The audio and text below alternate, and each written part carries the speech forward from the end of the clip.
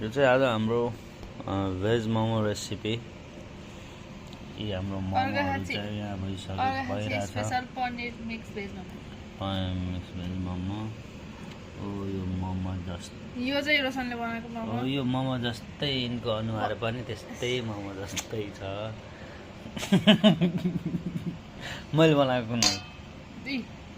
Okay, that is made by all the way from Ansem Sumkhana.